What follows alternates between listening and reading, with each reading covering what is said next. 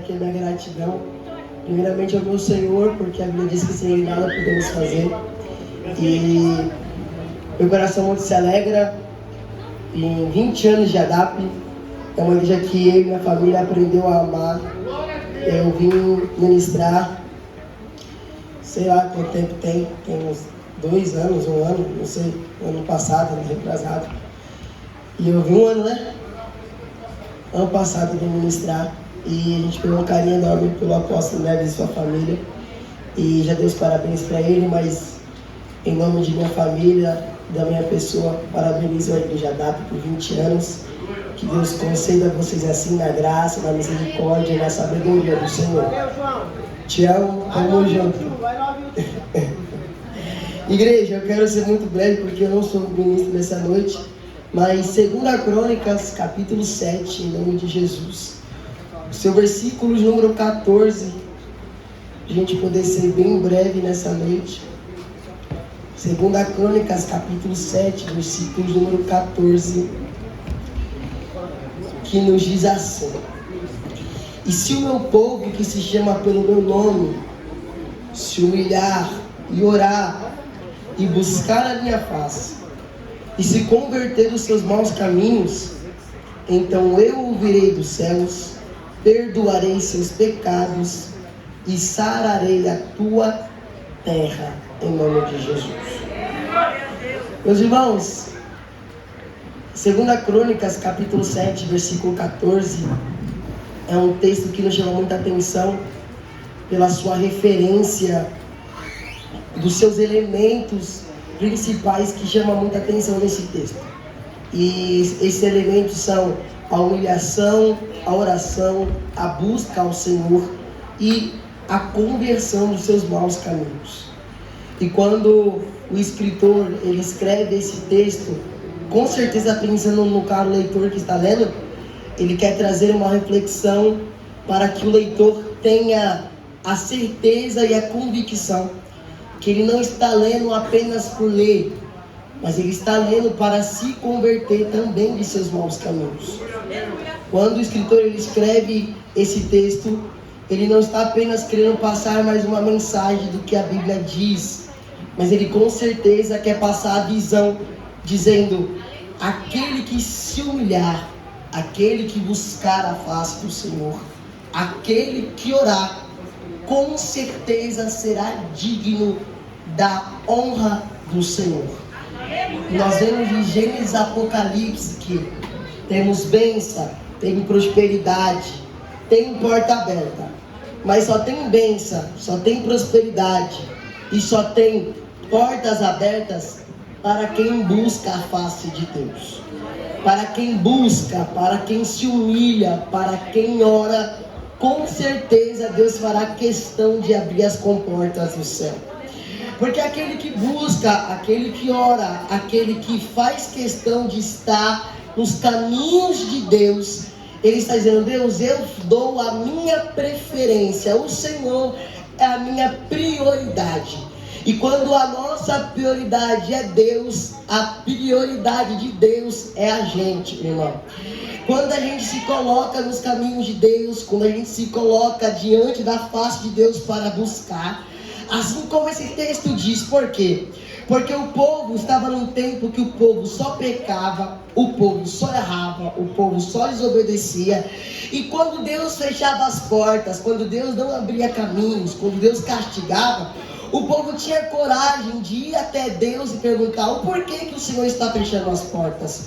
O porquê que está dando tudo errado na minha vida? Ou seja, o povo não buscava, o povo não orava, o povo não fazia questão de Deus, o povo só desobedecia e ainda queria a porta aberta, e ainda queria milagre, e ainda queria prosperidade, e ainda queria Deus trabalhando. Aí Deus começa a dizer para o povo: olha, quer porta aberta, quer milagre, quer bênção, quer prosperidade, comece a se humilhar diante da minha face. Aquele que se humilha perante a Deus, aquele que se humilha diante de Deus, hoje ele se humilha, mas amanhã Deus exalta. Levante eu Samanta, quero liberar a primeira palavra sobre a sua vida. Eu profetizo que este ano não será um ano de portas fechadas.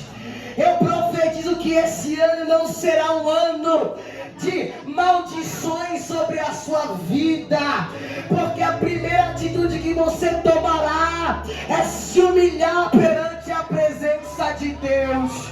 E eu vou te dizer mais, é constrangedor você se humilhar para o homem, é constrangedor você se humilhar para a mulher, é constrangedor você se humilhar para o seu chefe, mas é prazeroso se humilhar debaixo da potente mão de Deus, porque Ele te exaltará. Irmão, e o primeiro elemento que o texto começa dizendo é sobre a humilhação. E o povo era um povo, aquele povo no caso era um povo que mal se humilhou para Deus. É um povo que só desobedecia, era um povo que só dava para trás com Deus. E mesmo assim eles queriam as bênçãos, queriam os milagres. Aí Deus disse, para o tempo da bênção, para o tempo da prosperidade voltar sobre a vida de vocês, a primeira coisa que você deve fazer é se humilhar. Se humilhar debaixo da potente mão de Deus, e Ele vos exaltará. A humilhação, a palavra humilhar, significa prostrar e adorar. E quando você se humilha para Deus, quando você se prostra para Deus, é um sinal de reverência, irmão. Então, com certeza, quando Deus via aquele povo se humilhando, quando Deus via aquele povo se prostrando diante da presença dele, o coração dele enchia de alegria, o coração dele enchia de prazer, porque o povo estava se humilhando debaixo da potente mão de Deus. E quando eu me lembro de humilhação, eu me lembro de Jonas capítulo 3, do seu versículo 5 ao versículo 10, que nos diz: e os homens de Nínive creram em Deus e proclamaram um jejum, e vestiram-se pano de saco, desde o maior até o menor. Vestir-se pano de saco é outro gesto de humilhação. Como Davi se vestiu de pano de saco, se humilhou para Deus para pedir o perdão, o povo de Nínive também se vestiu de pano de saco e se humilhou diante de Deus. Porque tem coisas, irmão, que só começa a andar na nossa vida. Tem coisa que só destrava na nossa vida. Tem porta que só se abre na nossa vida quando a gente basta se humilhar debaixo da potente mão de Deus, irmão. E se humilhar debaixo da potente mão de Deus é como se fosse uma estratégia. Porque hoje você se humilha, mas enquanto você se humilha, Ele abre portas para você. Enquanto você se humilha, Ele decreta prosperidade sobre a sua vida. Enquanto você se humilha, Ele vai entrando em hospitais, Ele entra em causa na justiça, Ele entra e faz o que ninguém pode fazer por você, só porque você está se humilhando. Então quer um segredo nessa noite? Para de reclamar e começa a se humilhar por Deus. Para de reclamar por que Ele faz, por que Ele não faz, por que Ele abre, por que Ele não abre, e começa a se humilhar, porque quando você se humilha hoje, amanhã Ele prepara uma oportunidade de exaltação sobre a sua vida. Pega na mão do seu irmão e do seu lado, chacoalha ele até ele acordar, chacoalha, vai. Ele está dormindo, chacoalha ele até ele acordar e fala assim: essa noite é noite que enquanto você se humilha, Ele te exalta. Enquanto você se humilha, Ele abre porta. Enquanto você se humilha, Ele cura o câncer, a AIDS, a depressão, a ansiedade. Então vai se humilhando, então o segredo é se humilhar. Ele fala: olha, se humilha e ora. E quando eu me lembro de oração, eu me lembro que a Bíblia diz que quando Salomão, acabando de orar, a glória encheu o templo. Em 2 Crônicas, capítulo 7, primeiro versículo, vai nos dizer. Acabando Salomão de orar, a glória do Senhor encheu o templo. Mas a Bíblia diz que quando Salomão ele vai orar, apresentando o templo, consagrando o templo ao Senhor, era um templo em que Deus havia pedido para o seu pai fazer, para Davi fazer. Mas Davi não podia fazer porque as suas mãos eram sujas de sangue. Então Salomão herda essa ordem de Deus e começa a executar o plano de levantar um templo para o povo adorar. E quando eu me lembro que quando Salomão ele entra para consagrar o templo, ele dobra o seu joelho, ora, e a Bíblia diz que o templo é inundado por uma fumaça, e a fumaça representava a glória e a presença de Deus. Irmão, o porquê que Salomão ele começa a orar? O porquê que a glória de Deus enche o templo? Igreja sem graça, sem presença e sem glória de Deus não é uma igreja. É verdade. Igreja sem graça, sem sinais, sem maravilhas, sem poder de oração, não é uma igreja. Então Salomão estava dizendo assim: olha, eu estou prestes a concluir um templo, estou prestes a terminar de construir um templo, mas eu não quero que seja apenas mais um templo.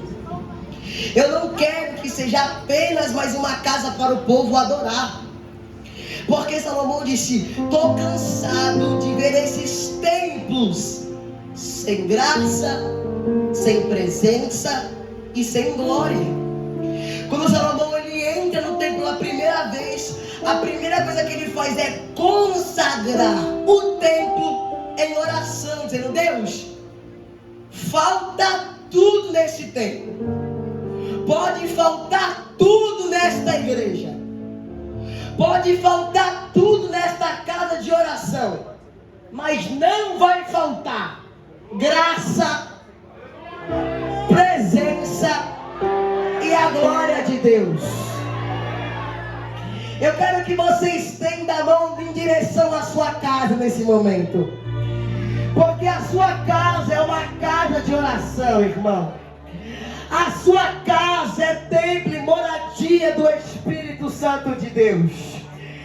Então a sua casa, faça como Salomão: Deus, pode faltar tudo na minha casa, pode faltar dinheiro, pode faltar móveis, pode faltar comida, mas não vai faltar graça, não vai faltar presença e não vai faltar a glória do Senhor.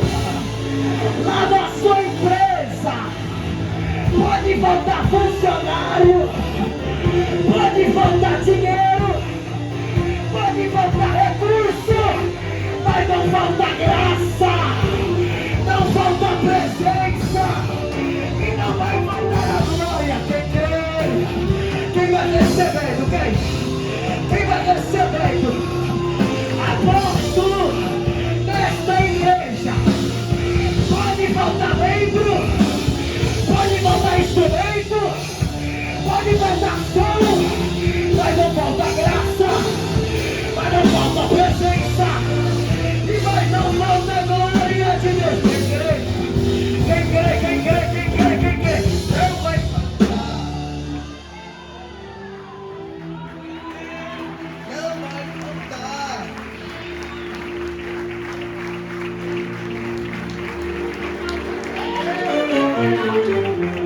E aquele que se humilhar, orar e buscar a minha face, nós lembramos de vir ao culto, nós lembramos de levantar a nossa mão, nós lembramos de falar em línguas estranhas, mas não lembramos de buscar a face de Deus. Quando a Bíblia diz buscar a minha face, o escritor está dizendo assim, ó, não é apenas buscar, mas buscar a face do Senhor, ou seja, buscar a intimidade com Deus. E Nós temos tudo hoje em dia. Nós temos uma roupa bonita para vir ao culto, nós temos um sapato bonito para vir ao culto, mas esquecemos que nós não temos intimidade com o dono do culto. E é por isso que tudo dá errado, não temos intimidade. É por isso que as portas se fecham, não temos intimidade. É por isso que tudo dá errado na sua vida, porque você não tem intimidade. Mas a Bíblia nos diz, irmão, em Jeremias: buscar-me-ei e me achareis, quando me buscardes de todo o seu coração.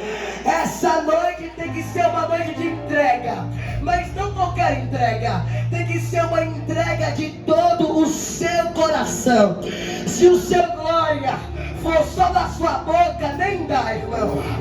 Se o seu aleluia for só da sua boca, nem dá, irmão. Se o seu agradecer for só da sua boca, nem dá. Mas se a sua entrega for de todo o seu coração, seja bem-vindo. Se a sua busca for de todo o seu coração, seja bem-vindo. Cadê você que vai entregar? Cadê você que vai buscar de todo o seu coração? Se for cantar da boca pra fora, nem canta. Se for pregar da boca pra fora, nem prega. Mas se for cantar, se for pregar, se for falar em línguas, fala, canta, prega, roda, pula, chora, mas não foi do seu coração.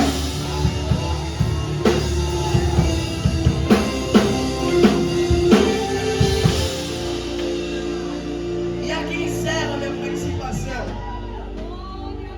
E a última coisa que ele vai dizer: e se converter dos seus maus caminhos. Escuta o que eu vou te falar aqui agora. Só é convertido quem se arrepende. Não existe conversão só com remorso. Não existe conversão só com dó. Existe conversão baseada em arrependimento. Ninguém muda porque teve remorso. Ninguém muda porque teve dó. Eles mudam porque teve arrependimento.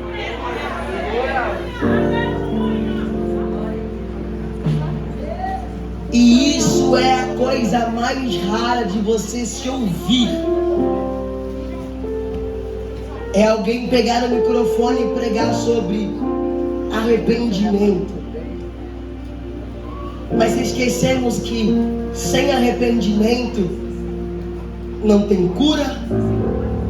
Sem arrependimento não tem mover do Espírito Santo.